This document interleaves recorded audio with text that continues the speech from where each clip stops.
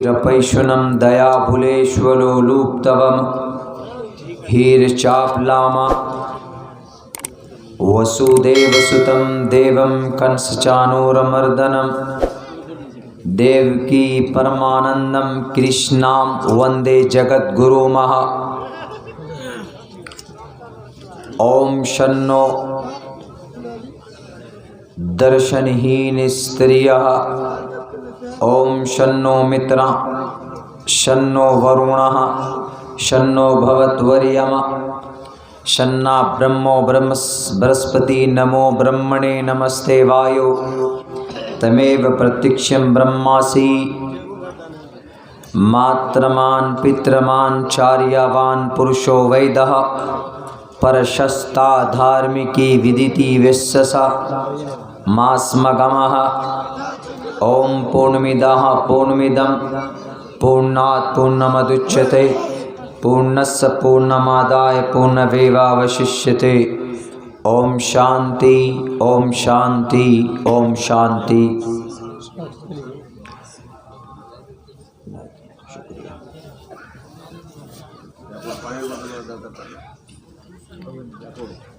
जनाब सदर जलसा, मुअज़्ज़ज़ मुसलमानों, हमारे नौजवान साथियों और पिंडाल में तशरीफ़ फरमा हमारे गांव समाज में तशरीफ़ लाई हुई समाज के बहू और बेटियों,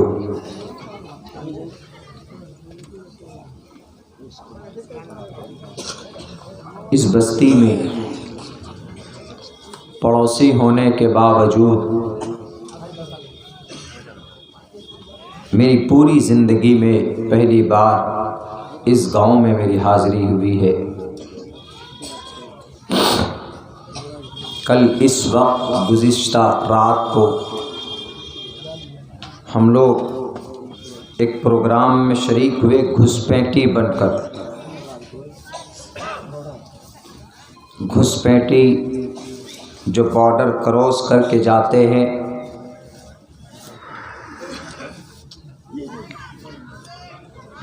छुप छुपा कर किसी मुल्क में कंट्री में दाखिल होते हैं।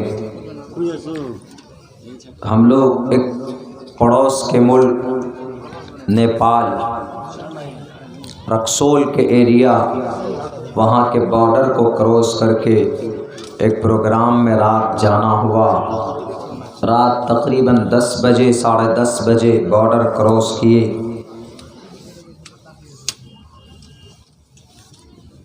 बॉर्डर ब्लॉक हो जाता है रात को 6-7 बजे के बाद, लेकिन वहाँ के जो गार्ड सीमा सुरक्षा बल के नौजवानों के कहने पर कि आप दूसरे रास्ते से आप अपने धार्मिक प्रोग्राम में जा सकते हैं।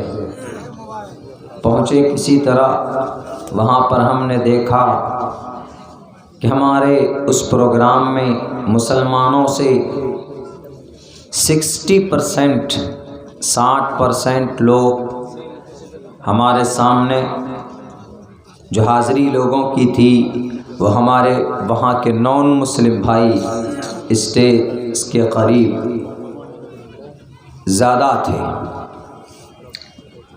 उनका एक ही कहना था कि हम आपके प्रोग्राम को देखना चाहते हैं, सुनना चाहते हैं। आपके वक्ता लोग, आपके मुकर्रिर लोग क्या बयान करते हैं आपके जलसों में, और आप लोग जो महीनों से मेहनत करते हैं इसमें क्या आप लोगों को मिलता है, हम वो देखना चाहते हैं।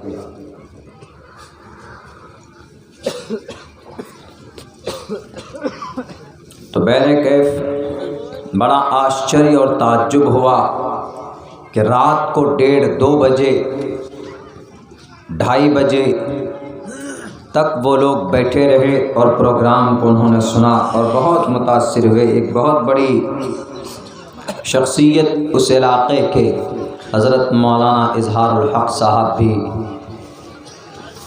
जो रहनुमाई करते थे वो भी उस प्रोग्राम में शामिल थे।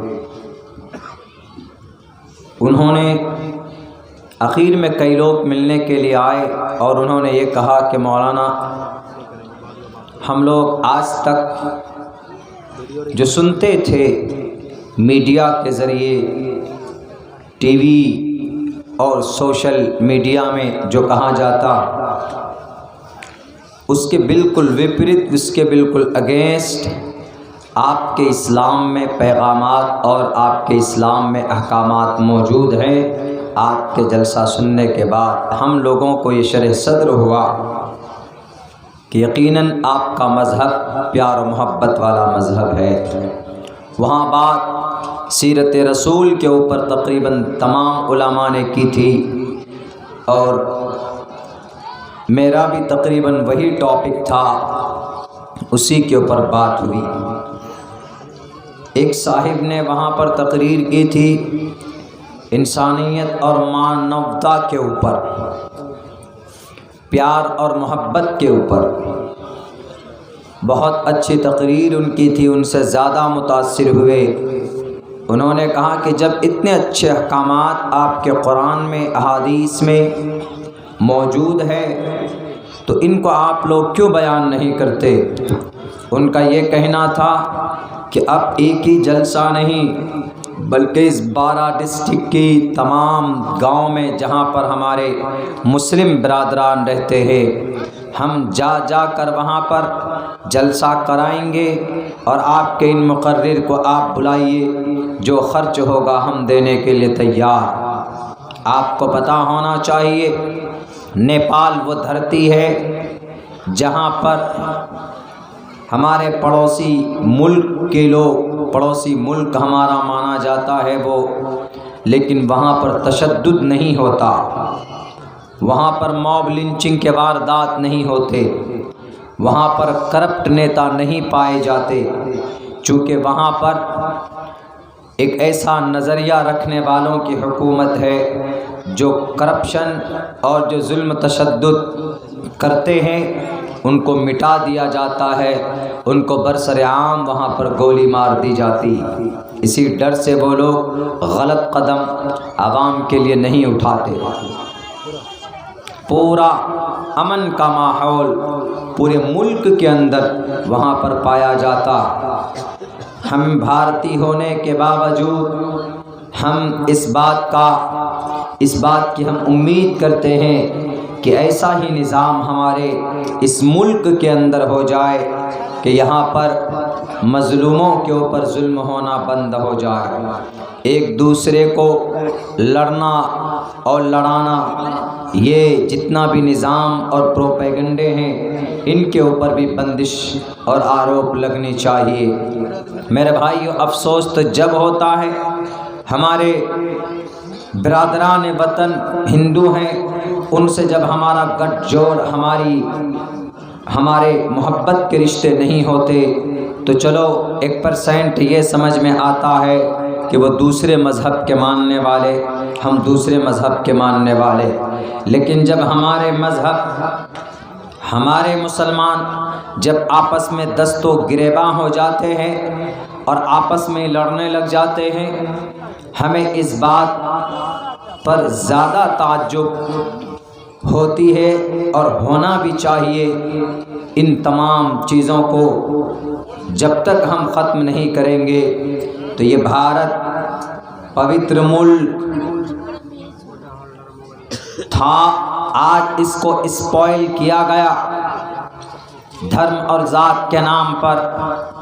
جو لوگ دھرم کو لڑاتے ہیں انہیں پتہ چلنا چاہیے کہ دھرم کبھی بھی تشدد کا، ظلم کا راستہ نہیں بتاتا۔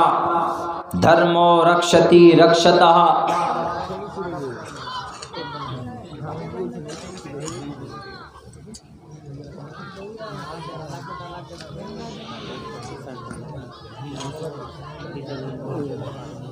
چاہے وہ اسلام دھرم ہو، چاہے وہ جین ہو، بودھ ہو، کرسچن ہو، جوڈائزم ہو، کنفیوشنزم ہو، آشوری ہو، دنیا کا کوئی بھی دھرم، ظلم تشدد کا آرڈر کا وجود ہی نہیں، خصوصاً مذہب اسلام میں تو بالکل ہے ہی نہیں، اس کی گنجائش ہی نہیں۔ ایک واقعہ ہم نے بتایا تھا، شاید چونکہ اتنے اچھے پیغامات موجود ہیں پیار و محبت کے، محمد الرسول اللہ کے، کہ اگر انسان اس پر عمل کر لے، جاہل ہوگا انسان لیکن نبی کی زندگی، نبی کی پیار و سنت والا جو طریقہ ہے اگر اس کو انسان اس زمین پر اپنائے گا، کردار نبوت کو، اخلاق نبوت کو اگر اپنانے کی کوشش کرے گا، قرآن کے فرمان کو اپنانے کی کوشش کرے گا، یقیناً یہ بات کہی جا سکتی ہے کہ وہ انسان کبھی بھی دنیا کے اندر ذلیل اور رسوا نہیں ہو سکتا۔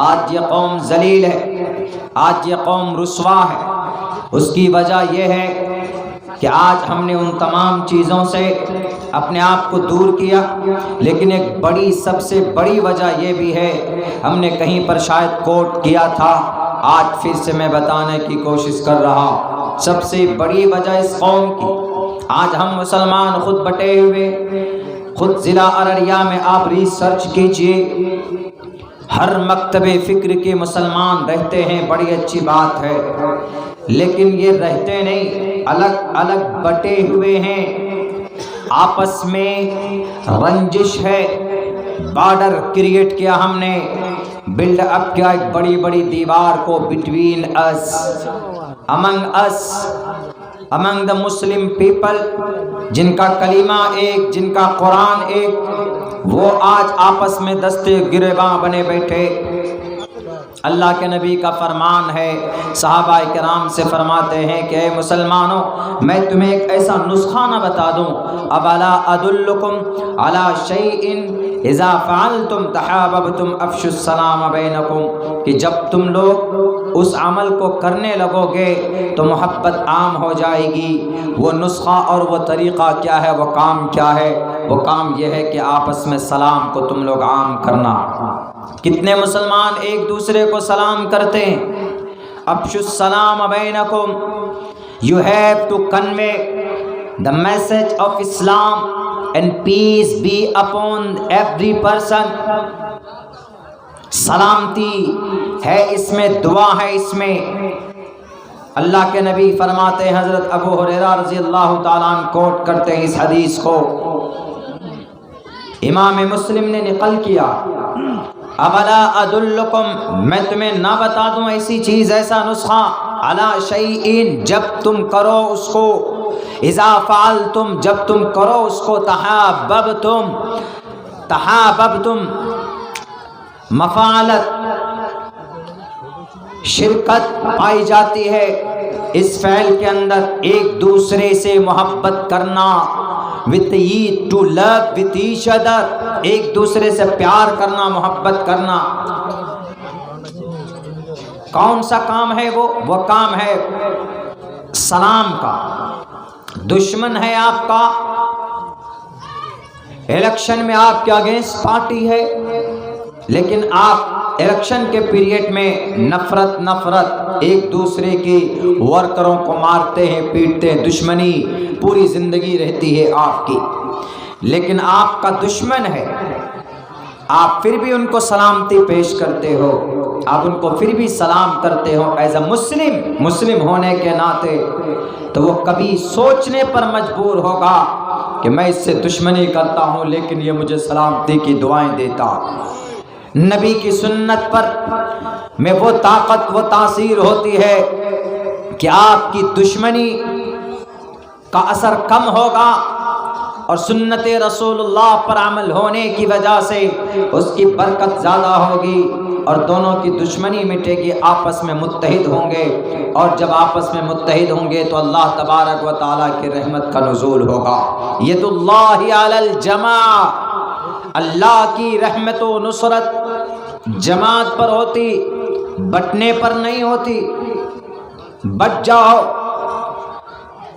ہر کوئی اپنی اپنی جماعت اور تنظیم لے کر بٹا ہوا ہے، ناک رگڑ کر مر جائیں گے، ہماری بیٹیوں کی عزتیں لوٹی جائیں گی سامنے، ہمارے اکابرین کے ہاتھ میں ہتھکڑیاں ڈال کر NSO UAPA لگا کر انہیں جیل کی کال کوٹریوں میں ڈالا جائے گا، we are not able, we can't do anything against the wrong policies. ہم ان کے غلط پروپیگنڈے کے خلاف we are not able to struggle. ہم نہیں مقابلہ کر سکتے ان سے، ہم ان کا مقابلہ نہیں کر سکتے اگر ہم اسی طریقے سے لڑتے اور جھگڑتے رہے۔ جب آپ متحد ہوتے ہیں تو بڑی طاقت کو، بڑی حکومت کو ہلا سکتے نہیں، اکھاڑ کر پھینک سکتے۔ مثال موجود ہے، 384 دن سے بارڈر پر بیٹھ کر سر پر پگڑی باندھنے والا 2.5-3% لوگ تھے، انہوں نے ہمارے بھارت کے گورنمنٹ کی غلط پالیسیز کو اکھاڑ کر پھینک دیا اور واپس لینے پر مجبور کیا۔ طاقت تھی اتحاد کی، یونٹی کی طاقت ہوتی ہے، منتشر ہونے والوں کا کوئی وجود نہیں ہوتا۔ یہ انگلیاں ہیں، 5 انگلیاں، اب دیکھ لیجئے ان میں سے کسی ایک انگلی کو آپ پکڑیں گے توڑ سکتے، ایک بچہ بھی پکڑے گا تو توڑ سکتا ہے، لیکن جب انہی 5 انگلی کو ایک ساتھ ملا کر اس کو جب آپ بھوسا بناتے ہیں تو پھر اس کو کوئی چھونے کی کوشش نہیں کر سکتا۔ اللہ کے نبی کا فرمان، اذا فعلتم تحاببتم افشوا السلام بینکم، کرو گے تو محبت ہوگی آپس میں۔